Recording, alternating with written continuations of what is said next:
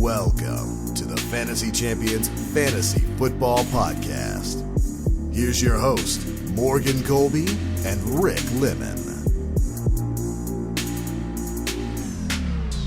What's going on, Fantasy Champs? What's good? The next episode of the show is going to be training camp. Oh, your pants are already off, I can tell. Oh, they're on. I'm not even wearing pants. I started without them. You know, you can get away with that summer. Yeah, totally. I'm excited. I'm very excited about training camp.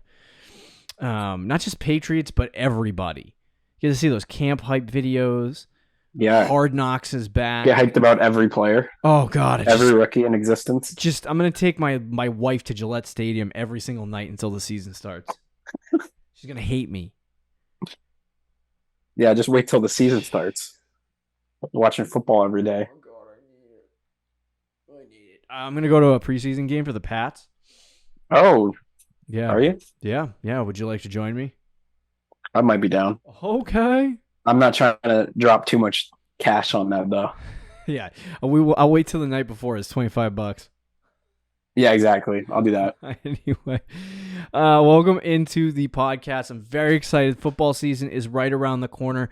I like training camp because it starts like for the last couple weeks. You know, we got a little bit of with mini camps and stuff like that. We got a little bit of a teaser, but there's a month in between, and players go on break, and nothing happens besides people staring at a Twitter screen waiting for 30 plus days DeAndre Hopkins to friggin' sign with a football team.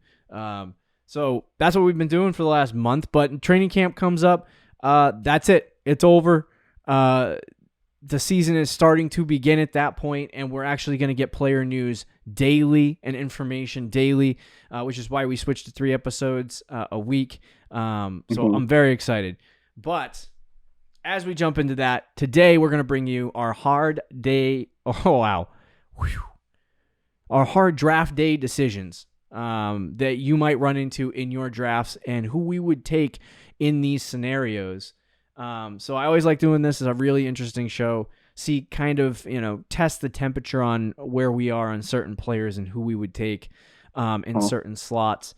And these are particularly hard ones. Some of them are really great. Some of them are really gross. And I like all forms of it. All the above. All the above. So before we do that, check out our website, fantasychampions.com. Follow us on Twitter, Instagram, Facebook, TikTok. If you're listening on Apple Podcasts, Spotify, Stitcher, any other podcasting platforms, please leave a review. Share this pod with your friends. If you're watching on YouTube, subscribe, click the bell for notifications, like, and comment down below any questions you may have for us. All right. Without further ado, let's jump in. Let's get it started. Let's get it popping in here. That was very off-key. Let's get it started tonight.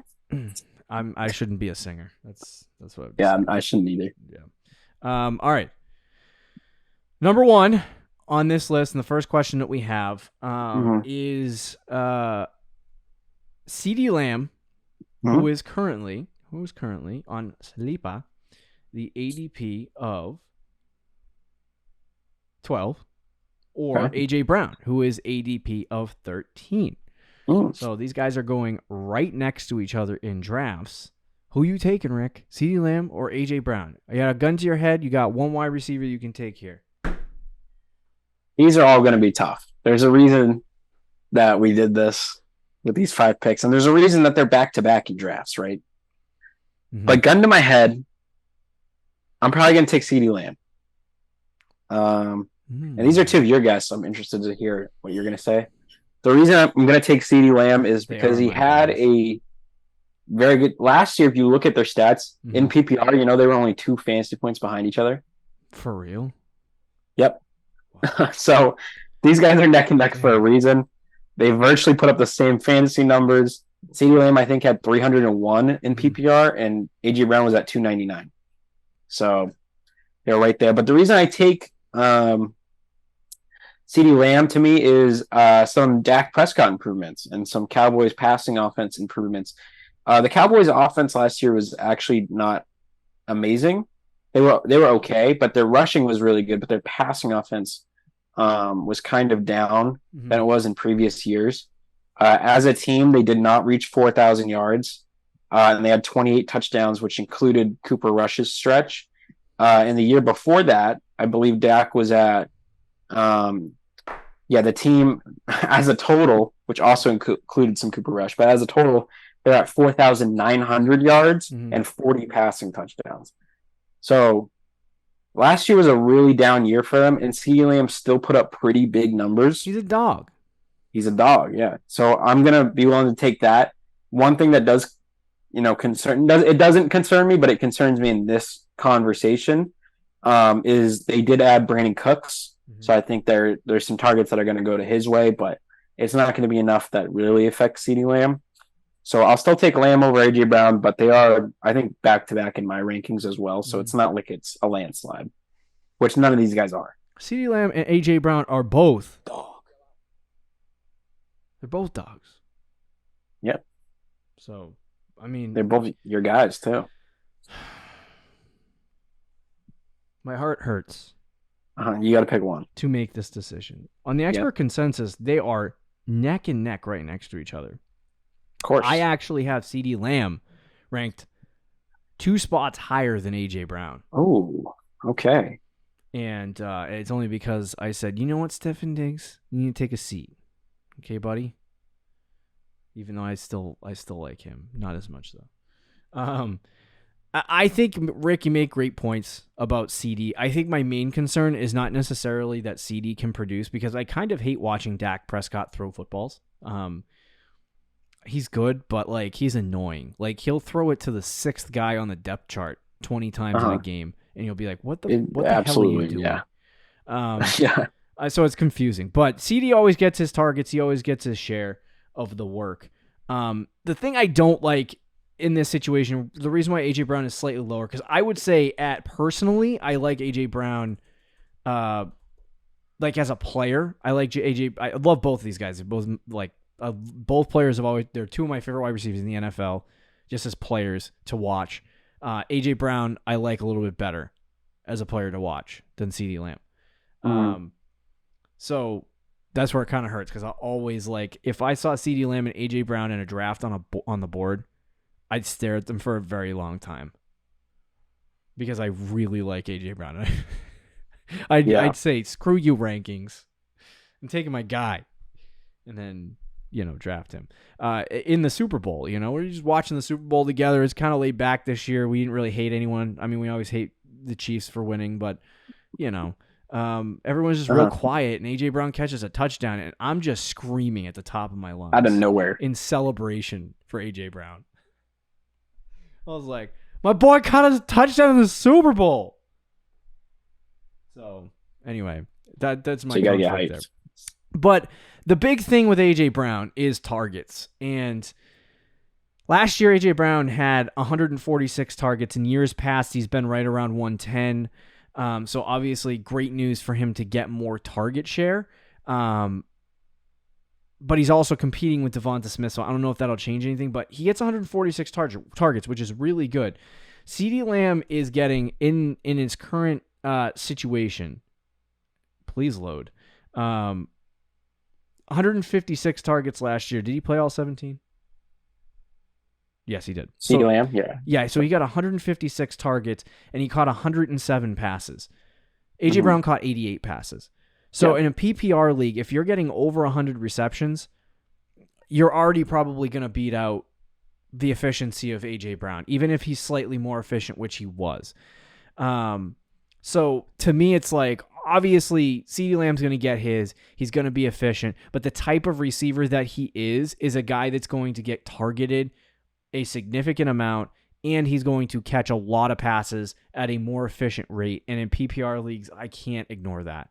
So CeeDee Lamb right now has to be the guy that you would take in this spot if you're playing fantasy football smartly. And like I said, these guys are, even on the expert consensus, they're 1A, 1B next to each other. So I think they're both really good. You can't really go wrong, but I do think that CD, even if you were talking, just a quick question, right? If you were talking just sheer ceiling for the season this year, if they both played at their absolute best this year, which guy would you take? Who has the best shot CeeDee Lamb. of being the number one wide receiver in fantasy football this I year? think it's CeeDee Lamb. I agree. And that kind of answers the question Yeah. of who you would take at the end of the day. Exactly. So CeeDee Lamb, he's a guy. That is the first question. Let's move on to the next one. Rick, Jerry Jeudy. It is, I didn't even find ADPs. I should probably do that before I do. But anyway, screw the ADP. Jerry Jeudy or Christian Watson. They're both right next to each other in drafts. If you're looking for a receiver in the 7th, 8th round, that's generally where you're going to find those 7th two. or 8th. Those guys are like 4th round, bro. Are they 4th round picks? Yeah. Dude, I'm a stone right now. Maybe 5th.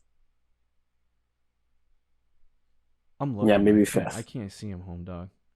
They're 4th and underdog, but in sleeper, they're 5th round. Jerry Jeudy and Christian Watson are at 55 ADP. So 55.3 for Jerry Jeudy, 55.8 for Christian Watson. Right next to each other. Oh, this is tough. This is tough. Yes, sir, it is. I'm looking at the list, and I knew this was going to happen. I said this for the last guy. Mm-hmm. This, to me, might be the hardest one on this list for me. Interesting. I do like both guys. Okay. And in best ball drafts, I've drafted both guys. I just looked in equal amount. So that should tell you something. I looked at my rankings. I have them back to back. Exactly. But I do have one guy who is higher than the other, and I don't know how to feel about it. Okay. And maybe projections. This is one where I probably will let projections overtake my opinion. Mm-hmm. You know what? Screw it. I'm actually going to go with the other guy. I was about to make an argument for one guy, and I just switched right before I said it. I'm going with Jerry Jeudy. And the reason being is because the Broncos' offense was so bad last year, and he still had an okay, presentable season. Mm-hmm. He came on at the end of the year, too, especially. The Broncos as a team last year we all know how bad they were, 18 passing touchdowns, 4,000 yards as a team. Mm-hmm. And Jeudy still had a presentable year. He missed time last year. He missed 2 games, and then there was a game or two where, if you remember, he got hurt in like the first play of the game. He sprained his ankle. Yeah. So it was kind of like T. Higgins. He really missed 3 games last year, and he still had 100 targets. He still was about 1,000-yard receiver and 6 touchdowns.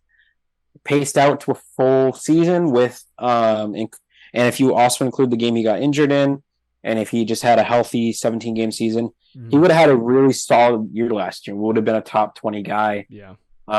In such a horrible offense. I do believe Sean Payton, although he doesn't fix all their problems, will fix some of them in the offense. They're going to have a much better scheme. I think they'll be much more efficient. Yeah. And I think those are all good things for Jerry Jeudy. Just looking at the debate here, I just, believe it or not, despite how bad the Broncos were last year, with Sean Payton there, I do feel more confident that he can turn that Broncos offense around versus Jordan Love having a really good season. I think I'm really nervous about Jordan Love. I don't know if he'll be bad. I'm not saying that he will be bad, but I just truly don't know. I don't know if he's going to be good. I don't know if he's going to be bad. And to me, if he is bad, Christian Watson could still have some success, but he's not going to be that great. And if Jordan Love is good, then he could be great. So it's it's a very iffy pick, but so is Jerry Jeudy. They're both very similar in that sense. But I do, at the end of the day, it comes down to I have more confidence in Sean Payton and Russell Wilson figuring it out than I do Jordan Love. Okay. Fair enough.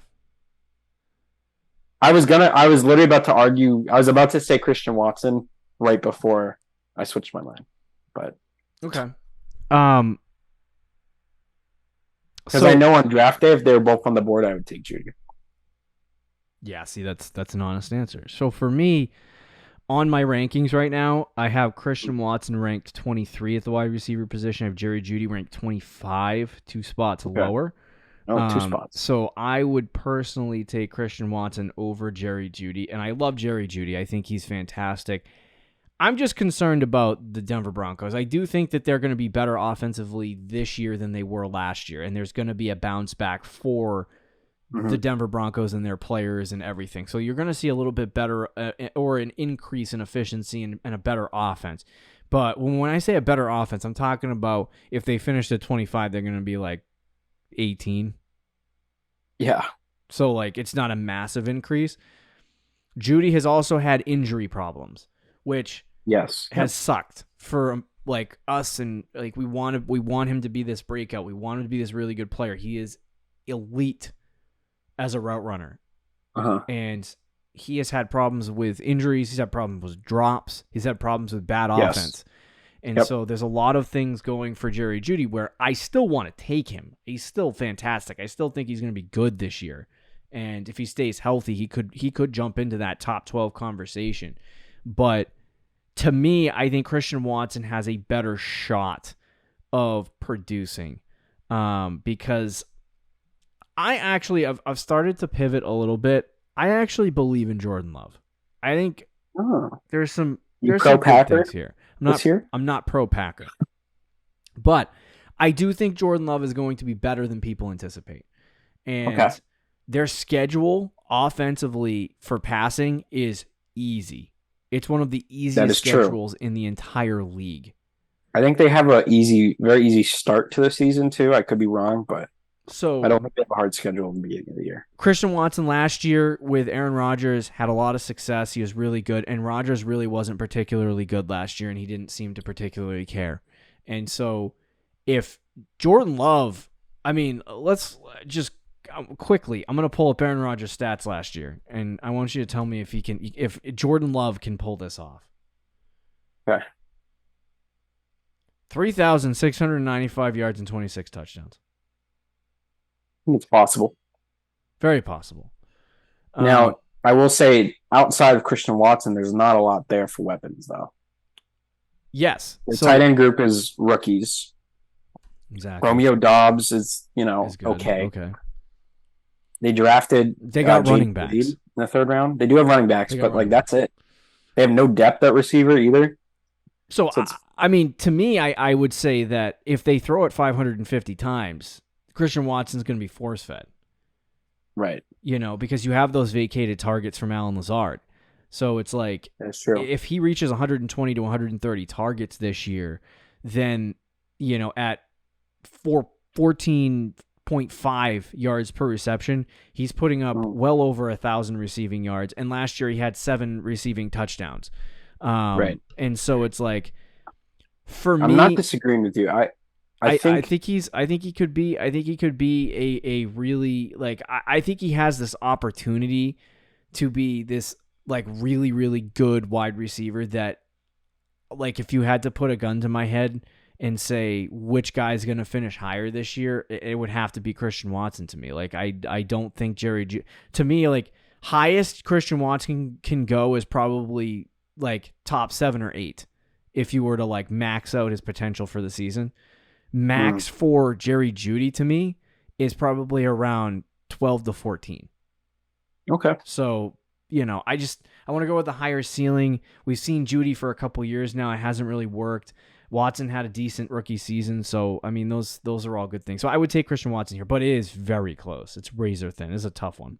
Yeah. And what I'll quickly just say, I would easily take both of them over Drake London, who's going ahead of him. Yeah, easily. For sure. And honestly, this might be a hot take.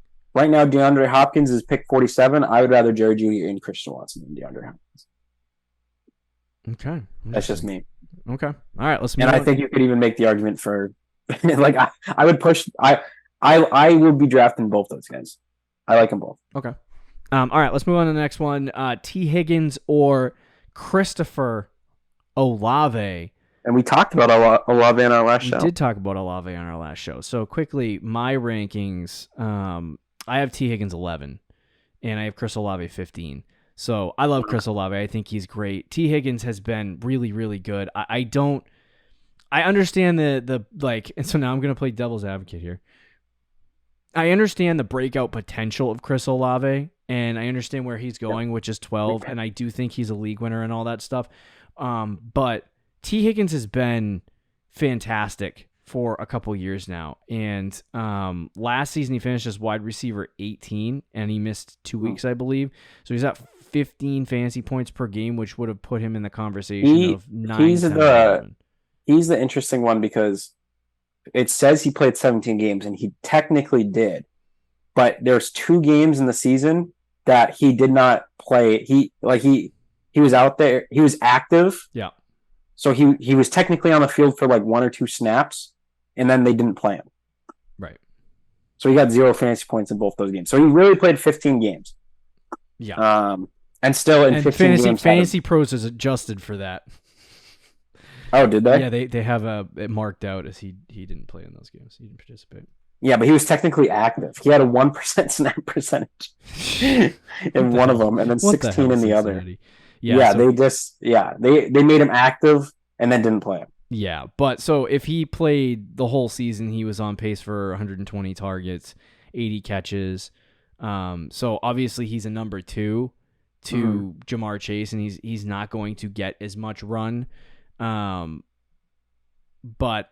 I think that he's in a significantly better offense with a significantly better quarterback and a significantly better wide receiver on the other side that will take stuff off the field, or essentially take cornerbacks that would play one-on-one away from him, opening things up for T. Higgins. And he's also a ball-hawking touchdown machine when he's on. Yeah. So I love T. Higgins, and I think for the sake of this argument, Chris Olave definitely has that breakout potential, and I think that I think he might have a higher ceiling. Yeah, he definitely has a higher ceiling. So it's tougher, but for me, I'm gonna go with the floor play here, because I think if Derek Carr blows, like the bottom falls out for New Orleans, and the bottom falls out for Chris Olave, especially if the double whammy happens where the offense blows and Michael Thomas is getting a majority of the targets. Like, he actually plays. It could be a double whammy of Chris Olave getting killed. So there's a lot of upside with Chris Olave, which is why we like him as a league winner and a breakout and all that stuff. And there's also a lot of negatives to him. So meanwhile, we know Higgins on a point per game basis is going to be like 11 or 12 consistent. So like that's, and if you're talking or even about higher, like 10, like if you're talking about where you would draft T. Higgins, it depends on what you did in the first couple rounds. So like if you drafted T. Higgins in the, if you drafted like a solid, like a Cooper Kupp in the first round, then you probably go Chris Olave in the second or third round thinking like, okay, I'm going to get my breakout wide receiver. You have a number one. Yeah, I got a guy that's consistent. But if you drafted a running back in the first round, for example, and you go into the second round, unless you're feeling frisky biscuits, and you go Chris Olave, you kind of want somebody that's going to be a stable, wide receiver. So if I go Chris Olave in the second round as a risky pick, maybe I turn around in the third and go T. Higgins if he's available that far, right?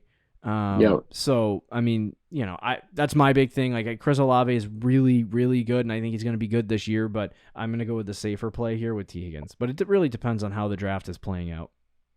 Yeah, no, I pretty much agreed with everything you said. This one is like, it's still tough because they are neck and neck for me, but at the same time, I would pretty comfortably go with T. Higgins. Because even though Olave does have I think a slightly higher ceiling, the floor for Higgins is like very high. Yeah. We know what T. Higgins is. We know he's going to produce at a very high level. Where Olave, we think that, but we aren't 100% sure. We have 2 full seasons now with evidence with T. Higgins, with Joe Burrow, and that offense is not different at all. It is the exact same offense, same coaching staff, same personnel, same quarterback. So you're pretty comfortable with drafting Higgins there.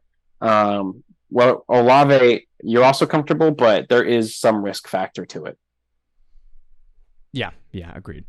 All right, number 4, J.K. Dobbins or Dameon Pierce. This is a tough one. Rick, take it away. One.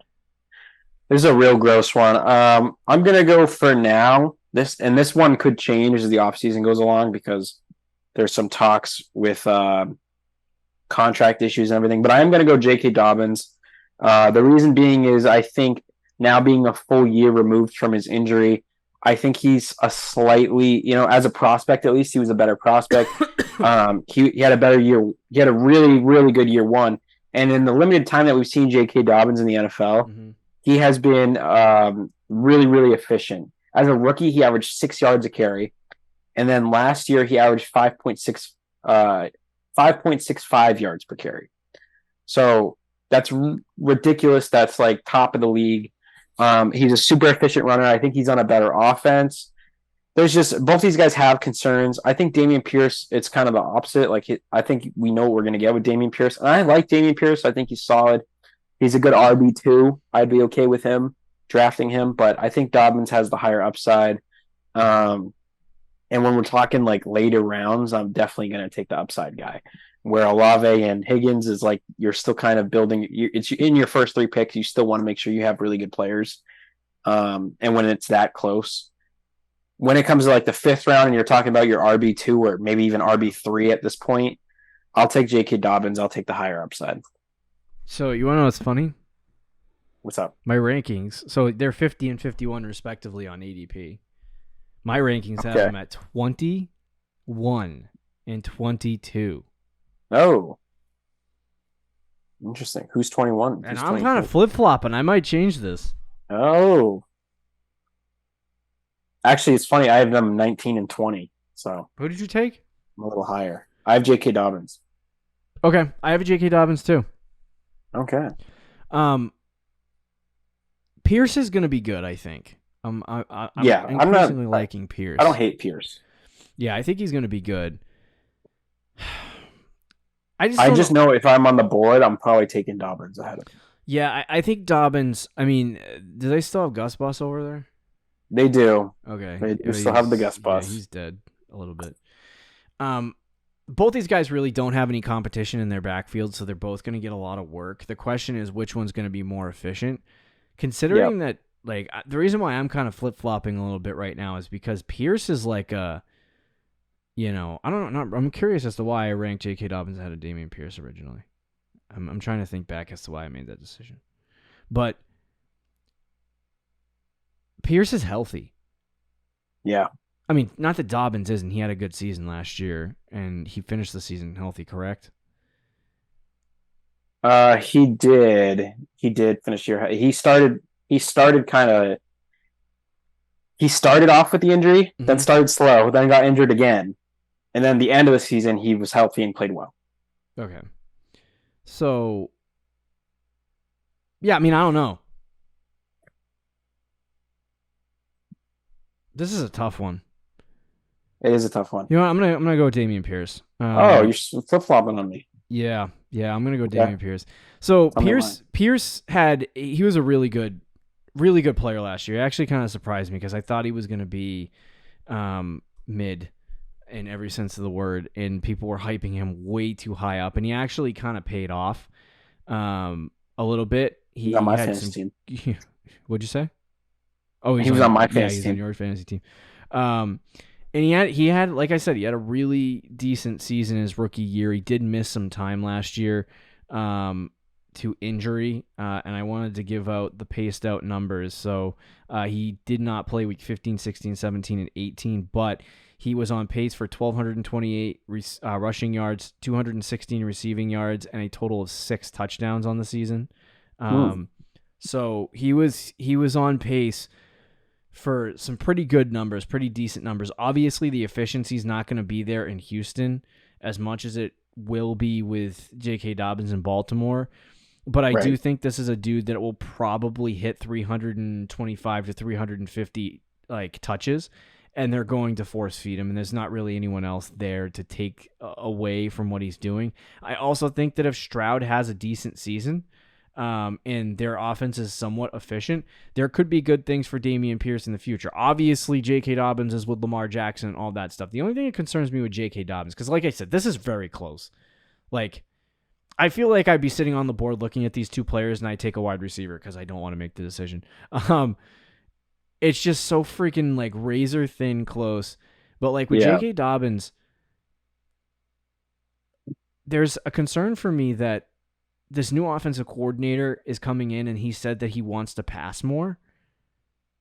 Right. And if Lamar's rushing it and they're passing a lot, where's the rushing upside for rushing touchdowns for Dobbins? You know what I mean? Whereas Stroud's going to sit in the pocket and throw the ball because that's what he does. And Pierce is going to get rushing touchdowns. So I'm going to take Pierce. I'm going to stick with it. We'll take No, that's fair. All right, there you go. That was hard. That was not an easy one. That was we put it on the list, and Rick said gross. That was my Jerry Judy Watson. I was going back and forth with that one. Yeah. So that one for you. I'll take Dameon Pierce. It's very close. I should probably adjust my rankings accordingly. But anyway, all right. I think this one is close too, but I actually think this is closer than the last one for me. All right, number 5. DeAndre Swift or Alexander Madison, Rick? Oh gosh. You want a vomit bucket? Because we can. Yeah. So I looked at my rankings, and this is another one that I think could change based on projections, but it's super gross, and I don't want to do this, but I'm going to say Alexander Madison. And the reason being is Swift just concerns me so much with his injury history. There's like 4 running backs there with the Eagles. Yeah. I think his ceiling is for sure higher. I don't think that's in question for me. But his floor is just so much lower. Like, I think Madison, they could go in a split backfield, which I've talked about, or they might bring in a veteran, which I think would change this conversation. Yeah. But as it stands right now, even if they do a split backfield, I think he's going to get the first crack, and he probably will have a good floor. And he's in an offense where, as a potential, he won't be a true workhorse, but as someone who could get 200 carries and lead the backfield, he's in a good enough offense where he will have success doing that. He'll also have some passing work with Kirk Cousins dumping it off to him. So I think Madison, although he's not a sexy pick and I think can be overhyped, isn't too bad. And Swift, who I think his ceiling is higher, and obviously he's a more explosive player. I think he's a better player. He's in a good offense. He's just fighting with Rashad Penny. He's fighting with Kenneth Gainwell for passing work. He's fighting, they're going to use Boston Scott at random times like they always do. Jalen Hurts will get some goal line carries. Like, there's just so much going on there with the Eagles that concerns me with Swift, not to mention his injury history. So if both were on the board, I'd probably take Madison and then throw up in a bucket. That's great. All right, my rankings have DeAndre Swift at 19 and Alexander Madison at 23. So not even close for you. I'm curious what the because there had to be some kind of adjustment here on the ECR. I have Madison at 21 and Swift at 22. Madison is currently 22 on ECR. And DeAndre Swift at 26, so I'm a little higher on Swifty Swift. Yeah, I would take Swift. I don't feel like it's particularly close for me. Madison, while I think he's gonna be a solid pick, and I think he's gonna produce effective yardage. And when he's come in for Dalvin Cook, he has produced well. I don't know that with a full season where defensive coordinators are watching him run the ball. Yeah. I don't think that it's going to be the same as him coming in mid-season and, filling in for a couple of games for Dalvin Cook. I think this could be a player. Like I said, I still think he's going to do decent. I still think he's going to be a good pick.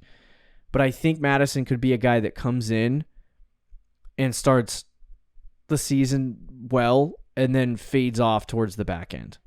For sure. And that he ends up being a lot worse than people anticipated. And by the time we start next season, or by the time we start the off season, I should say, that they're talking about, Minnesota going and finding a running back because their running back situation wasn't good. I'm trying to think of a comparable where a running back left and everyone bought into their backup, because there's 2 situations where that's happening this year, and it's in the same division. Khalil Herbert with the Chicago Bears. Oh yeah, that's true. Yeah. So, but Herbert at least isn't being hyped. Like, he's still like a late round pick. Madison is being hyped. Yes, right. It's because Madison is shown in spurts when Dalvin Cook was not on the field and he was hurt. He's always been such a handcuff. Yeah, he's been a great handcuff. So I think that's what people are kind of looking at right now. And I think there's just the Bears drafted somebody. The Vikings, I think, did as well, but it was late. So it's the kind of like they didn't. That's also a lot of vacated. Dalvin Cook had 264 carries last year. Like, that is a lot of vacated. Yeah, it's a lot of work. So I mean, I could see them splitting. I do. between I the think. two. I think it's not. Madison's not getting all of that, Mhm. but I do think it'll be enough where he has a floor. But I do kind of agree with you. I'm not excited to take Madison. I definitely would take Dobbins or Pierce or Yeah. Miles Sanders, some of those other guys over him. But Swift just scares me. Yeah. So I guess the reason why I would take Swift is because if he stays healthy, that's the big thing. If he stays healthy, I think he's a better, more talented version of Miles Sanders, and I think he kind of lucked out in the situation that he got traded to, and I think the Eagles got a steal. And I think this is a guy that they kind of have wanted. You know what I mean? Like, Sanders was supposed to be a pass catching running back that could do things in open space, and it really didn't turn into anything. And he still was really good, but I don't think he's been nearly as good as Swift when he's been on the field. So I think that, because I think he's going to get the Sanders workload, but because of his efficiency, I think he'll earn more reps than Miles Sanders had, if that makes sense. But we're talking about a dude who I think is going to be like, where did I have him ranked? 15? No, that's not right at all. Sorry. Hold on. I got to find my rankings. I had in 2019. So, I think he's a guy who could finish anywhere between 13 and 20. And I think he'll be in the higher, if I had to make a projection and project out, I think Swift would go a little higher than 19. There's just running backs I like ahead of him. So, to me, it's like, I think Swift will be better than Madison. I think he has a higher ceiling, and I think he has a higher potential. So all of that put together, I don't really know what the play would be with Alexander Madison. You know what I mean? It wouldn't be a ceiling play. It wouldn't be a floor play, really. It would just be like, if this guy ends up being like Dalvin Cook, which is highly unlikely, he'll produce. Yeah. So I'm kind of like, I'll take Swift. That's fair. Is that all the questions we had? That is. All right. Draft day decisions, man. There's like a couple of hard ones in there. Yeah, we basically asked me to choose between my two boys. I don't like that. I know. I don't like that. That was your call, though. All right, there you go. Hard draft day decisions. You're going to run into a lot of these as you draft. Practice, and know who you're going to take on draft day. We'll talk to you later, guys. See ya. Thank you for listening to the Fantasy Champions Podcast. Make sure you subscribe on iTunes and YouTube, and follow us on Twitter @TheFFChamps.